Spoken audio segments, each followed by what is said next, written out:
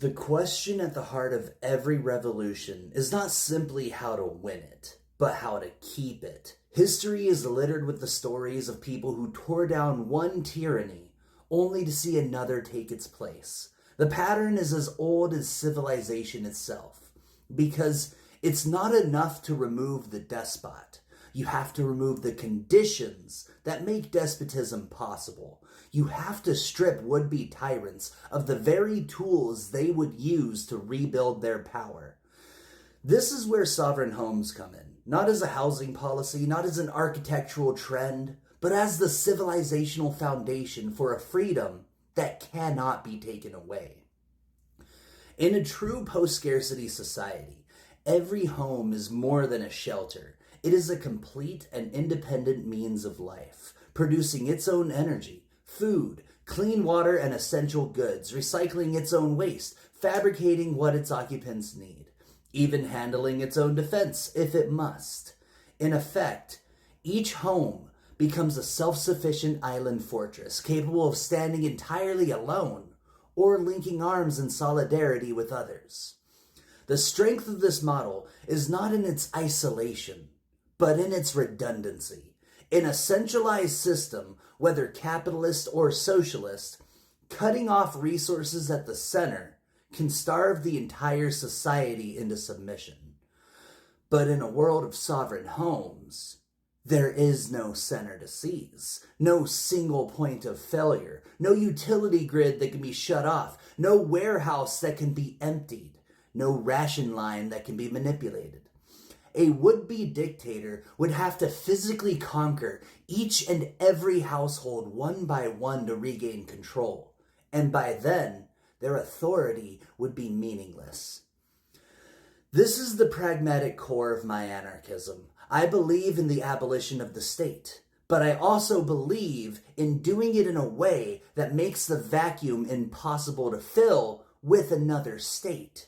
If you simply abolish without replacing the material floor that the state currently provides, even in its most corrupt form, you are inviting chaos, and chaos is fertile ground for authoritarian relapse. The strong man who promises order will always find an audience among those who have lost security.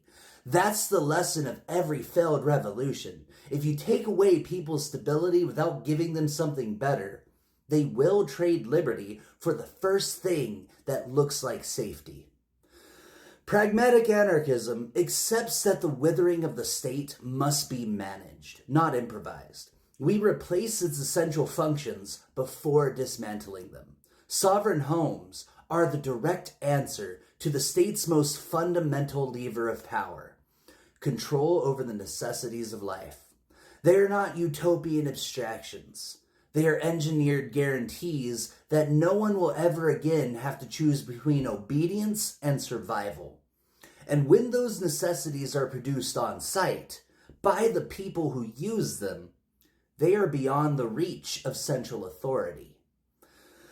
From an Enlightenment socialist perspective, this is the completion of the project that began in the 18th century. The Enlightenment gave us the language of liberty, equality, and human dignity, but it was always constrained by the material realities of scarcity. Freedom was defined politically while dependence remained economically. What we are talking about here is the final alignment of the two, where the political right to liberty is matched by the material capacity to live it. In such a society, solidarity becomes voluntary, not coerced. People come together because they choose to, because they see benefit in cooperation, not because they are forced by the threat of deprivation.